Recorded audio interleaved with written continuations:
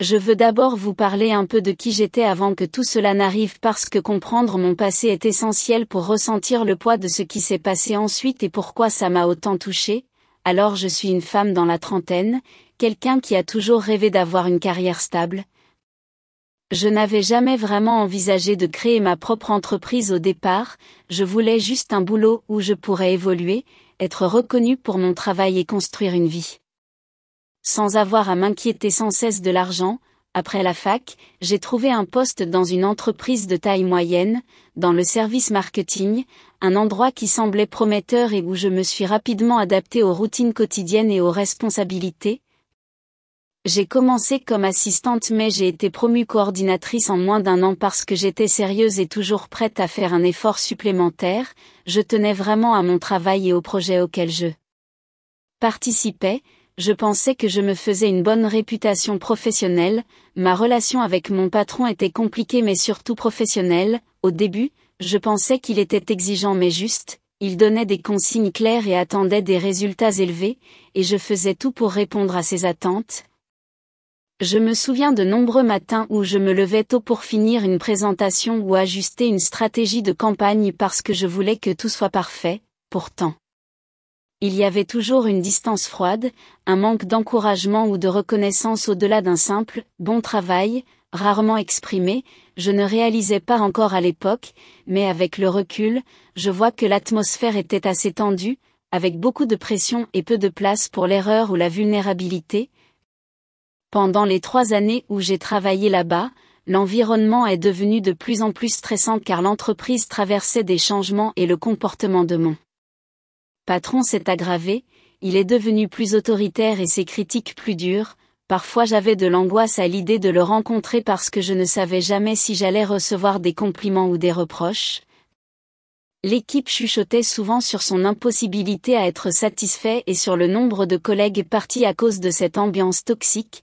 Malgré tout ça, je suis restée parce que je croyais au travail et j'espérais que ça s'améliore, je voulais me prouver à moi-même et aux autres que je pouvais réussir malgré tout. Avant ce fameux jour, nos échanges étaient déjà tendus, il critiquait mon travail devant les autres ou rejetait mes idées sans explication. J'essayais de m'adapter, de travailler encore plus dur, mais j'avais toujours l'impression de ne pas être à la hauteur de ces standards impossibles. Je me souviens d'une fois où j'étais restée tard pour préparer un rapport très détaillé que je pensais excellent, mais il l'a juste survolé et a dit que ce n'était pas suffisant, ce qui m'a laissé désemparée et découragée. En même temps, je doutais de moi, me demandant si je n'étais pas faite pour ce travail ou si je n'étais pas aussi compétente que je le croyais, mais au fond je savais que ce qui n'allait pas, c'était la façon dont on me traitait, le respect manquait. Ce jour-là, quand il a crié « Tu n'es qu'une erreur », ce n'était pas un incident isolé, c'était l'aboutissement de mois de critiques incessantes et de confiance en moi en chute libre. L'entreprise préparait une grosse présentation pour un client important, j'étais responsable d'une partie cruciale du dossier, j'avais passé des nuits à peaufiner chaque détail, mais pendant la réunion, le patron m'a accusé d'une erreur de communication qui n'était pas entièrement de ma faute, sa voix s'est élevée. Et devant toute l'équipe, il a lancé cette phrase terrible, je me suis sentie humiliée et exposée, c'était bien plus qu'une critique professionnelle, c'était une attaque personnelle.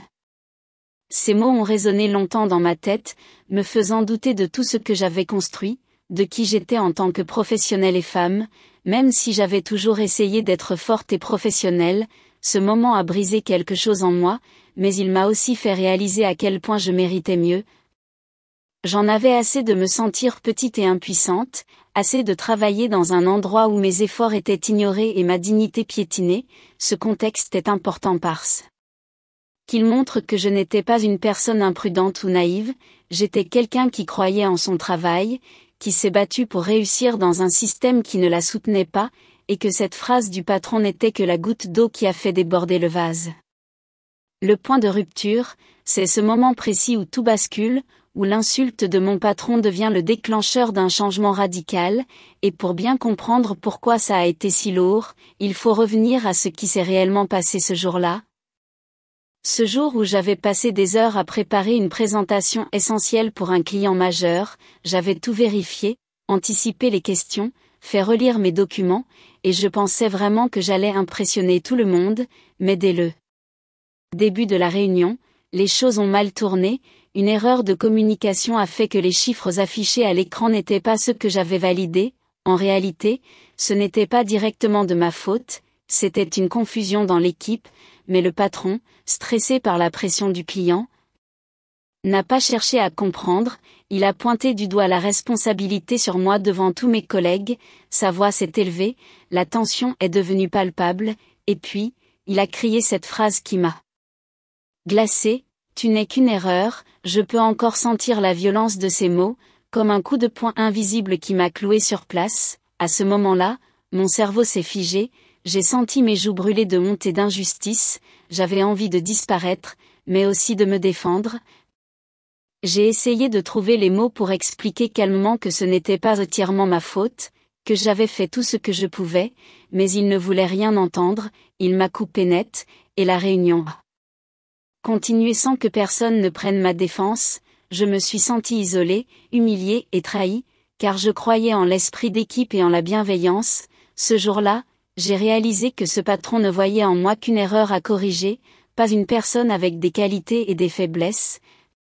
Cette phrase a résonné dans ma tête pendant des jours, elle a nourri un feu intérieur, mêlé de colère et de tristesse, mais aussi de détermination. C'est ce mélange d'émotions qui m'a poussé à ne plus accepter cette situation. J'ai compris que rester dans cet environnement toxique ne m'aiderait pas à grandir ni à m'épanouir. Je me suis surprise à réfléchir à ma valeur, à ce que je méritais vraiment, ce qui m'a permis de prendre conscience que je ne pouvais plus laisser quelqu'un d'autre définir ma place. Même si le chemin devant moi était incertain, je sentais que je devais agir. Je me suis aussi rendu compte que cette situation reflétait un problème plus large, celui des femmes dans le monde du travail qui sont souvent sous-estimées, rabaissées ou invisibilisées, et j'ai voulu que mon histoire soit aussi celle de celles qui traversent ce genre d'épreuves sans jamais baisser les bras.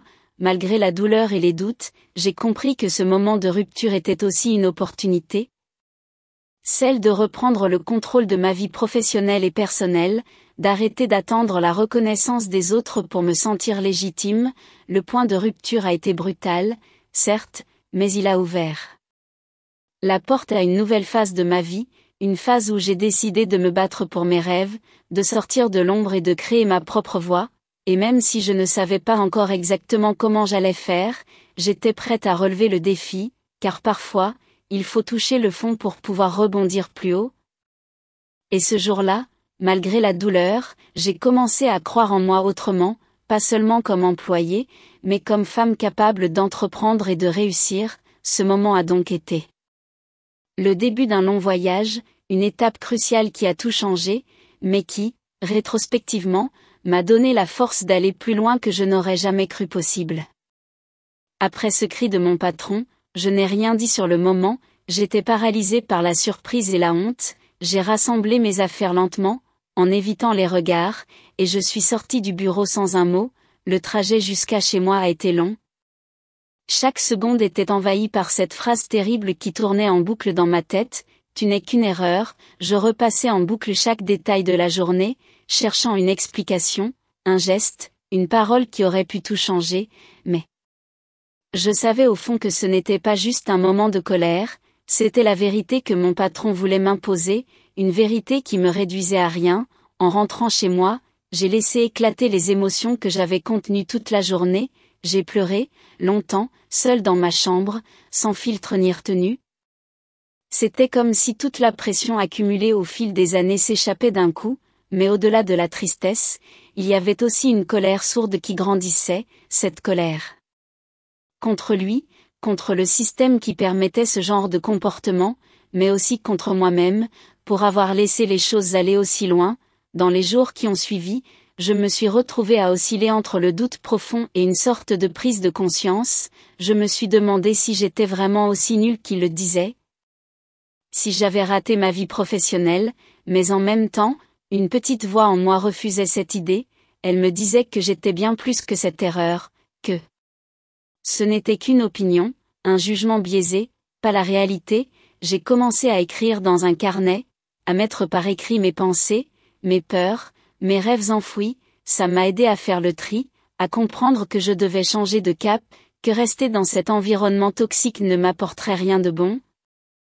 J'ai aussi parlé à quelques amis proches, ceux qui me soutiennent depuis toujours, et leur écoute m'a donné du courage, ils m'ont rappelé mes qualités, ce que j'avais accompli jusque-là, ça m'a aidé à retrouver un peu confiance, mais je savais que la véritable décision venait de moi, personne d'autre ne pouvait changer ma vie à ma place, j'ai commencé à envisager l'idée d'une reconversion, mais pas juste un nouveau poste, je voulais quelque chose de plus grand, de plus personnel, quelque chose qui me ressemble. C'est là que l'idée de créer ma propre entreprise a commencé à germer. Au début, c'était un rêve vague, presque irréaliste, mais il grandissait chaque jour un peu plus. Je me suis mise à faire des recherches, à lire des témoignages de femmes entrepreneurs qui avaient surmonté des obstacles semblables.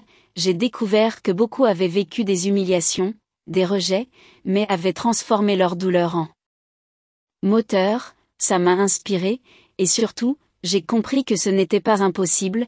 Ce processus de réflexion m'a aussi permis de réaliser que ce moment difficile, aussi violent soit-il, pouvait devenir une source de force et de résilience. Et c'est là que j'ai décidé que je ne voulais plus être une victime de mon passé, mais une actrice de mon avenir. Je voulais reprendre le pouvoir sur ma vie professionnelle et personnelle, peu importe les risques ou les peurs. C'est cette prise de conscience qui m'a permis de me relever, de sortir de la spirale négative, et de commencer à imaginer un futur différent, un futur où je me respecterais et serais respectée. Cette étape de réflexion a été difficile, pleine de doutes et d'émotions contradictoires, mais indispensable, car elle a posé les fondations de ce qui allait suivre. Sans cette pause pour accepter ce qui s'était passé et décider de changer, je ne serais jamais passée à l'action, et c'est pourquoi je voulais partager cette partie de mon histoire, pour montrer que même dans les moments les plus sombres, il y a une lumière, une possibilité de transformation, il suffit de la saisir. Après avoir traversé cette période de doute et de remise en question, un tournant s'est opéré dans ma tête, j'ai commencé à comprendre que je ne pouvais plus continuer à dépendre de quelqu'un d'autre pour définir ma valeur et mon avenir professionnel. L'idée d'ouvrir ma propre entreprise a d'abord germé comme un rêve lointain, presque irréel, parce que, honnêtement, je n'avais jamais envisagé de devenir entrepreneuse. Je pensais que c'était réservé à d'autres, à ceux qui avaient plus d'expérience ou de ressources, mais petit à petit, ce rêve a pris de la force, nourri par une envie profonde de liberté, d'indépendance, et surtout par la volonté de prouver que je pouvais réussir par moi-même. J'ai commencé à m'informer sérieusement, à lire des livres et des articles sur l'entrepreneuriat, notamment sur le parcours de femmes qui avaient osé sauter le pas malgré les obstacles. J'ai découvert des concepts qui ont résonné en moi, comme celui de la grosse mindset ou mentalité de croissance, popularisé par la psychologue Carol Dweck, qui explique que les échecs ne sont pas des arrêts mais des opportunités d'apprendre et de grandir. Cette idée m'a beaucoup aidé à changer ma façon de voir les difficultés et à transformer mes erreurs en levier pour avancer. J'ai également assisté à des webinaires et rejoint des groupes de soutien pour entrepreneuses. Ce réseau m'a apporté de précieux conseils mais aussi beaucoup de motivation, car j'ai rencontré des femmes qui, comme moi, avaient vécu des expériences similaires de rejet ou de découragement, mais qui avaient trouvé la force de se reconstruire en créant quelque chose de leur propre chef. Je me suis aussi penchée sur la partie pratique, j'ai commencé à réfléchir au type d'entreprise que je pouvais lancer. En lien avec mes compétences et mes passions, j'ai fait des listes, des plans, j'ai dressé des objectifs à court et long terme.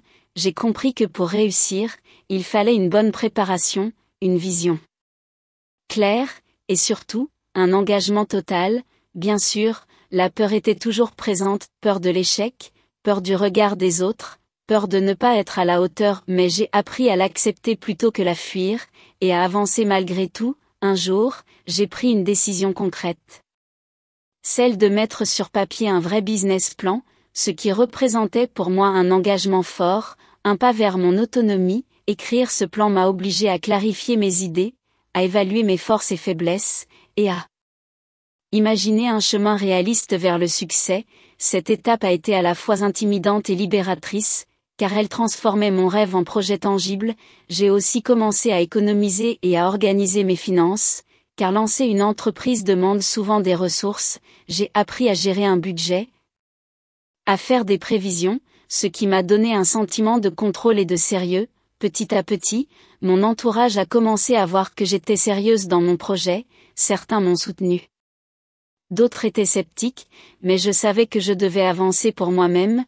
Cette période de préparation a duré plusieurs mois, avec ses hauts et ses bas, mais chaque petit progrès me renforçait, et surtout, elle m'a permis de retrouver confiance en moi, confiance qui avait été mise à mal par mon ancien patron. Ce tournant a été possible parce que j'ai compris que je n'étais pas seule, que des ressources existaient, et surtout que j'avais en moi les capacités pour réussir.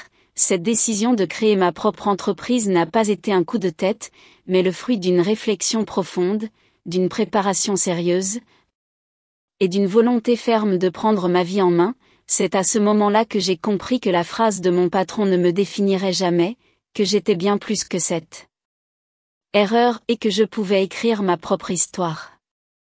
Dès que j'ai officiellement lancé mon entreprise, j'ai vite compris que le chemin serait semé d'embûches. Même si ma motivation était à son comble et que ma détermination semblait inébranlable, je me suis heurté à une multitude de défis qui, à chaque fois, remettaient en question mes capacités et ma confiance en moi. Tout d'abord, la gestion financière s'est révélée être un véritable casse-tête, car contrairement à ce que je pensais, gérer un budget ne se limitait pas à simplement compter ses sous, il fallait anticiper les dépenses imprévues, équilibrer les rentrées d'argent avec les sorties, gérer la trésorerie au jour le jour, prévoir les charges sociales, les impôts, sans oublier les investissements nécessaires pour faire grandir mon activité. Je n'avais jamais appris tout cela à l'école ni même dans mes précédents emplois, et donc, j'ai dû m'adapter et apprendre sur le terrain, souvent en commettant des erreurs qui m'ont coûté cher, comme ne pas prévoir assez de réserves pour les mois où les ventes étaient faibles, ou mal estimer les délais de paiement de mes clients, ce qui a créé des moments de stress intense où je craignais de ne plus pouvoir payer mes factures, mais paradoxalement, ces erreurs ont été des leçons précieuses qui m'ont appris la rigueur, la patience, et surtout l'importance d'une bonne organisation financière. J'ai commencé à utiliser des logiciels de comptabilité, à suivre des tutos en ligne et à demander conseil à des experts. Peu à peu, j'ai réussi à mieux maîtriser mes comptes et à anticiper les difficultés, ce qui m'a permis de garder la tête hors de l'eau même dans les périodes les plus compliquées. Mais la gestion financière n'était pas le seul obstacle, il y avait aussi la nécessité de développer mes compétences commerciales et marketing. Alors que je n'avais jamais été très à l'aise pour me vendre ou promouvoir mes services, j'ai dû me confronter à cette réalité et sortir de ma zone de confort. J'ai commencé à créer des pages sur les réseaux sociaux, à rédiger des posts, à prendre contact avec des prospects, et bien sûr, ce n'était pas toujours évident. J'ai souvent ressenti un mélange de peur, d'incertitude et d'imposture, craignant que personne ne s'intéresse à ce que j'avais à offrir, mais petit à petit, grâce à la persévérance et à l'aide de formations en ligne, j'ai amélioré mes techniques, appris à cibler mon audience, et à construire une image professionnelle cohérente. J'ai aussi rejoint plusieurs groupes d'entraide entre femmes entrepreneurs où l'on partageait nos expériences, nos conseils et surtout nos encouragements. Ce réseau a été une bouffée d'air frais, me rappelant que je n'étais pas seule dans cette aventure, que d'autres avaient traversé les mêmes tempêtes et avaient réussi à les surmonter. En plus de ces défis techniques et relationnels, il y avait aussi les défis émotionnels. La solitude pesait parfois très lourd, travailler seul signifie souvent devoir gérer ses doutes, ses peurs et ces moments de découragement sans appui immédiat. Il y a eu des jours où les résultats tardaient à venir, où les clients étaient absents, où je me demandais si j'avais fait le bon choix. Ces moments de doute étaient difficiles, mais ils m'ont aussi appris à développer une résilience dont je ne me croyais pas capable.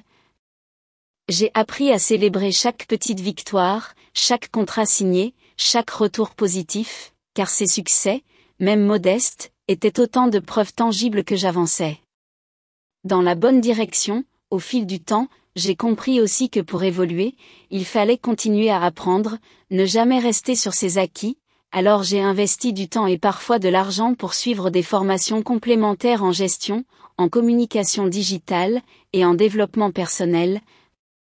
Ces apprentissages m'ont donné des outils concrets pour mieux piloter mon entreprise et pour garder un état d'esprit positif. Je me rappelle aussi de petites anecdotes, comme la fois où j'ai envoyé une facture au mauvais client ou oublié un rendez-vous important. Ces erreurs m'ont fait sourire plus tard, car elles m'ont rappelé que personne n'est parfait, que l'erreur fait partie du parcours, et que l'important est d'en tirer des enseignements sans se laisser submerger par la peur ou la culpabilité.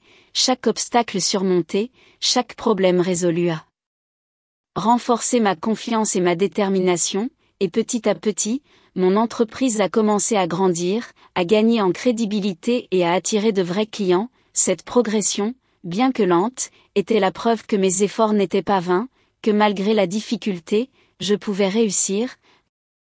Cette phase a été exigeante, souvent épuisante, mais elle a surtout été formatrice et essentielle, car elle m'a permis de poser des bases solides, indispensables pour la pérennité et la croissance de mon activité. Elle m'a également appris à ne jamais sous-estimer l'importance de la patience, de la persévérance et de la remise en question dans l'aventure entrepreneuriale. Aujourd'hui, je peux dire que tous ces défis étaient des étapes nécessaires, des pierres sur mon chemin, qui m'ont aidé à grandir professionnellement et personnellement, et qui ont fait de moi la femme entrepreneur que je suis devenue.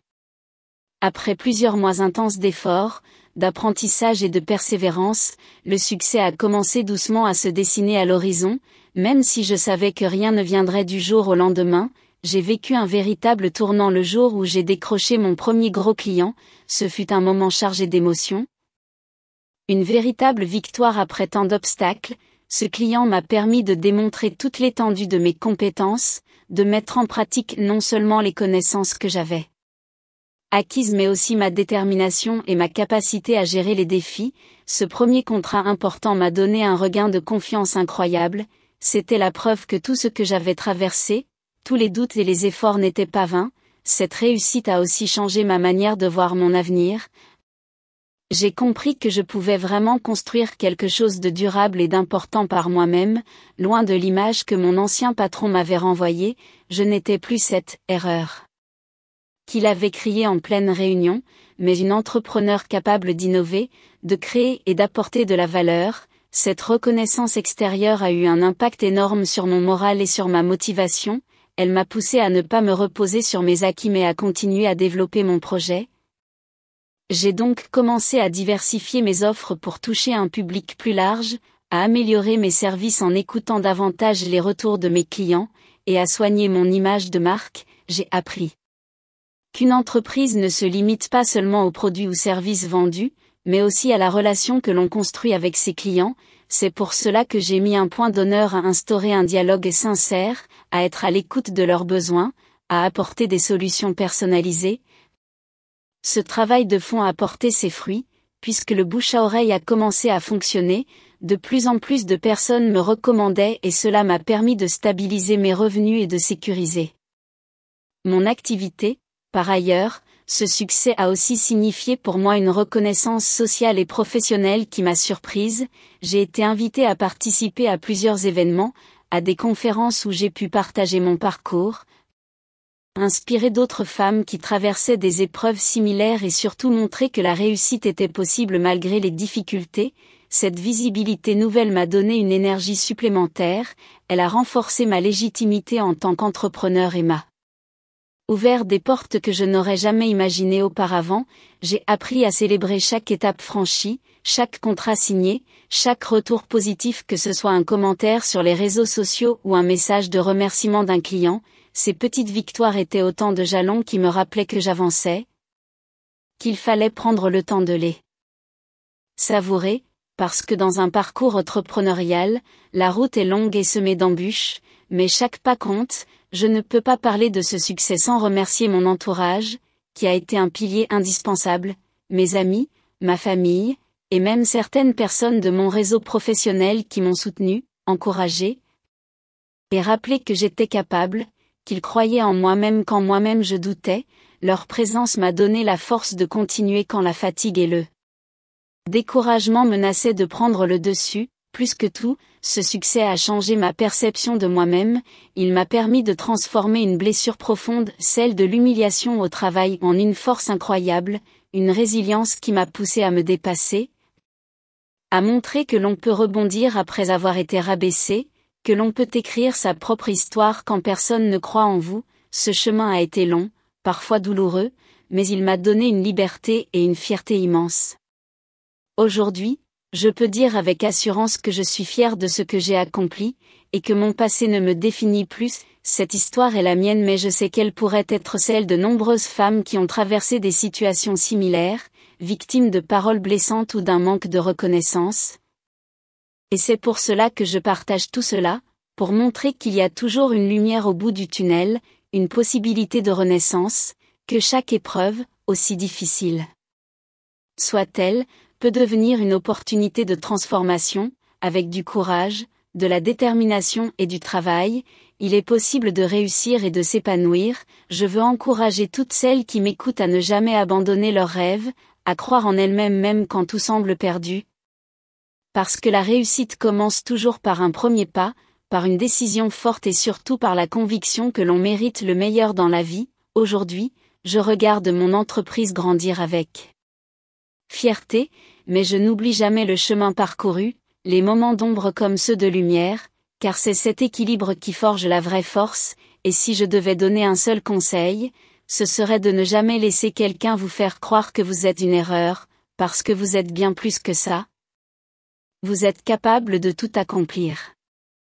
Après tout ce que j'ai vécu, ce que je veux vraiment partager aujourd'hui, ce sont les leçons que j'ai apprises au fil de ce parcours, parce que je sais que beaucoup de femmes peuvent se reconnaître dans mon histoire, se sentir blessées, sous-estimées, voire rejetées dans leur travail ou leur vie personnelle. La première leçon, c'est de ne jamais laisser quelqu'un d'autre définir votre valeur, surtout quand cette personne vous rabaisse ou vous humilie. Je sais que ce n'est pas toujours facile à entendre ou à mettre en pratique, mais c'est crucial. Vous êtes bien plus que les mots cruels qu'on vous lance. Ces mots ne définissent pas votre identité ni votre potentiel. Il faut apprendre à vous écouter, à vous faire confiance et à croire en vos capacités. La deuxième leçon, c'est que l'échec ou les moments difficiles ne sont pas la fin du monde, au contraire, ils peuvent être les tremplins vers quelque chose de nouveau, de mieux, comme ça a été mon cas, quand mon patron m'a crié que j'étais une erreur. C'était un coup dur, mais c'est aussi ce moment qui m'a poussé à changer radicalement de vie et à me lancer dans l'entrepreneuriat. Je vous encourage à voir vos difficultés comme des opportunités d'apprentissage, à adopter ce que les psychologues appellent une mentalité de croissance, qui consiste à considérer que nos compétences peuvent s'améliorer avec le temps et les efforts. La troisième leçon concerne l'importance du réseau et du soutien. Quand on traverse des moments compliqués, il est essentiel de ne pas rester isolé, de s'entourer de personnes positives qui croient en vous et vous encouragent, que ce soit des amis, de la famille, des mentors ou des groupes d'entraide. Pour moi, ce soutien a été une bouée de sauvetage, il m'a aidé à garder le cap et à avancer malgré les doutes. La quatrième leçon porte sur la nécessité d'oser sortir de sa zone de confort, que ce soit pour se former, demander de l'aide, ou prendre des risques. Il ne faut pas avoir peur d'échouer ou de faire des erreurs. C'est en essayant, en se trompant parfois, que l'on progresse vraiment. J'ai moi-même fait beaucoup d'erreurs au début de mon entreprise, mais elles m'ont permis de grandir et de mieux comprendre mon métier. La cinquième leçon, c'est d'apprendre à prendre soin de soi dans ce parcours.